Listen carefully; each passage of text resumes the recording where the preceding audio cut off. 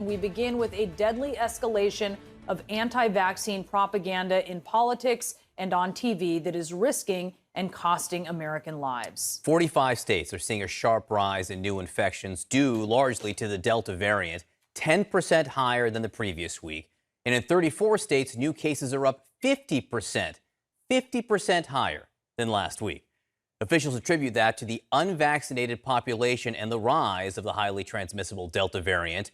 99% of the people dying from COVID right now are unvaccinated. More than 99%, in fact.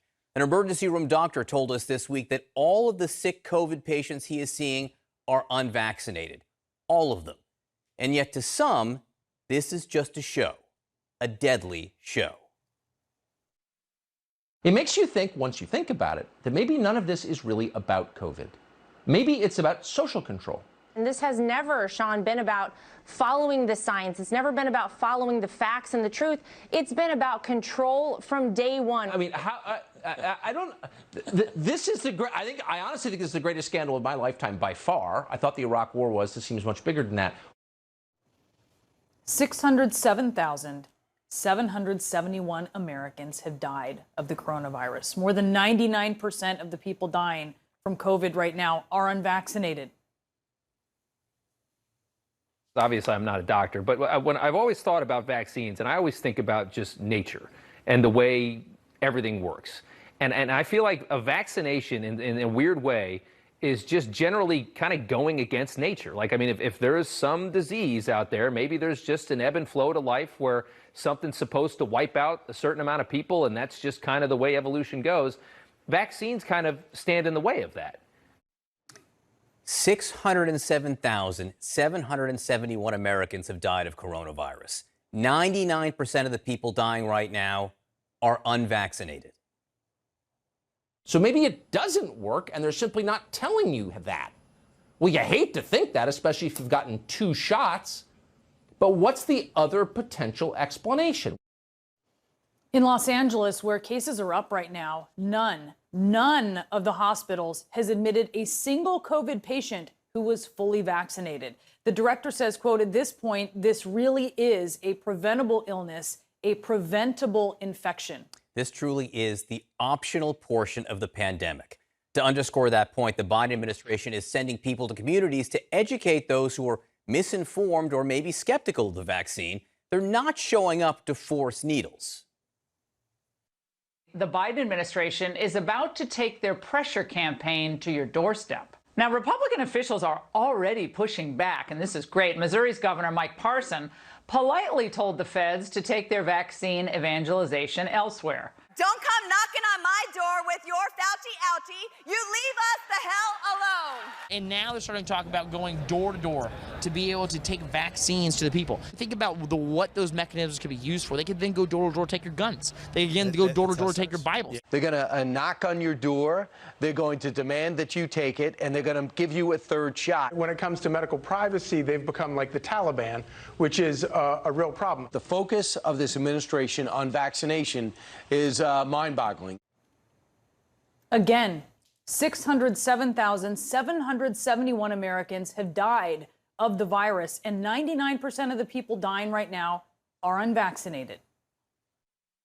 At Turning Point USA, we are going to give it everything we have to make sure that students are not going to have to live in a medical apartheid because they don't want to get the vaccine. This is a big statement, but it's almost this apartheid-style open-air hostage situation, like, oh, you can have your freedom back if you get the jab. It is just undeniable that being vaccinated will open up freedoms to work, to play, to accelerate the economy, and quite frankly, to keep breathing.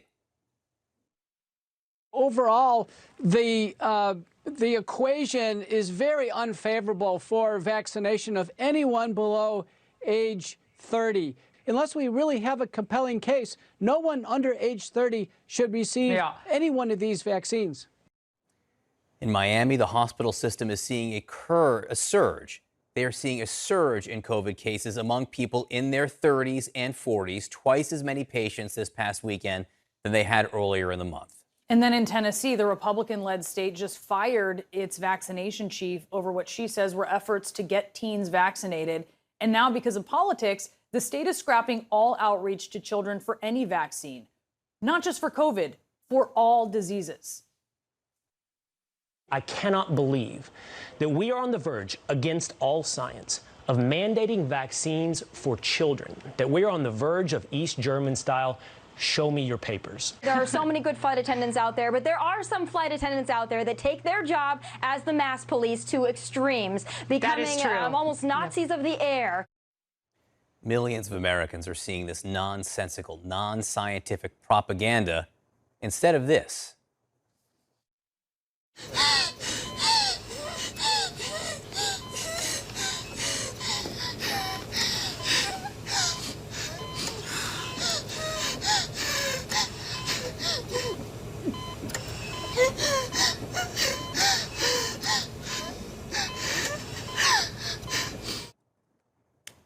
607,771 Americans have died of the coronavirus. 99% of the people dying right now are unvaccinated. Children are dying in other countries that don't have access to vaccines of any kind. Many of the Americans who died last year would not have died with the vaccine currently available right now for free. 607,771 Americans dead. Some, many, maybe even most of whom would be alive today if the vaccine had been there in time for them. And when history asks how so many Americans died when they could have been saved by a simple shot or two, you'll see these TV clips again that we've just shown in documentaries about the cautionary tale that has been America's response to the coronavirus pandemic, about how a large part of our country, misled by information often echoed by elected officials and right-wing media, was thrown a life raft and instead said, no, I'll take my chances. Joining us now for more is Bill Carter. He is a CNN media analyst. And Bill, you have recently said that Fox employees should quit because of the network's anti-vax push. Tell us about that. Tell us why. Well, I mean, it's obviously pretty easy and glib for someone outside an organization to tell someone they should not tolerate what their organization is doing. But you just cited the figures, and it's staggering, and it's so dishonest. It's just not honest. I mean, what's the rationale for this? What's their reason for saying, oh, be skeptical about the vaccine? Oh, skeptical is one thing. If you mention that and then say, yeah, but 99% of the people dying are the people who aren't vaccinated, at least you're doing your job. You're giving honest information. But to not give honest information and save lives, I just don't understand how you can justify that. If you're a professional in the information business, and you're giving out this disinformation all the time that could cost someone their life, I don't know how you can function as a responsible journalist that way. It just doesn't make sense to me.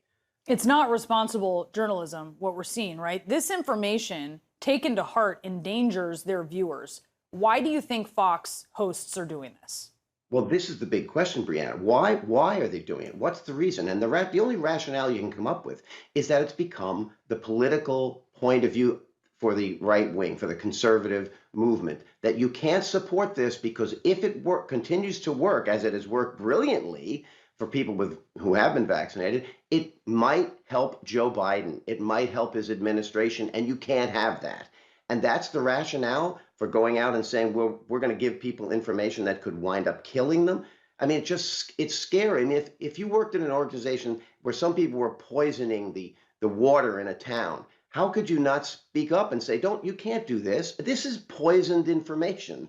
They're not stepping up and saying 99% of the people getting sick are the ones who aren't vaccinated, and you can be among those who are safe if you're vaccinated. Why are you not saying that? And by the way, Brianna, if Trump had won the election and he was in office, they'd be doing the opposite. And we all know that. They wouldn't be campaigning this way if they had a Republican in office. So the dishonesty is what is really bad.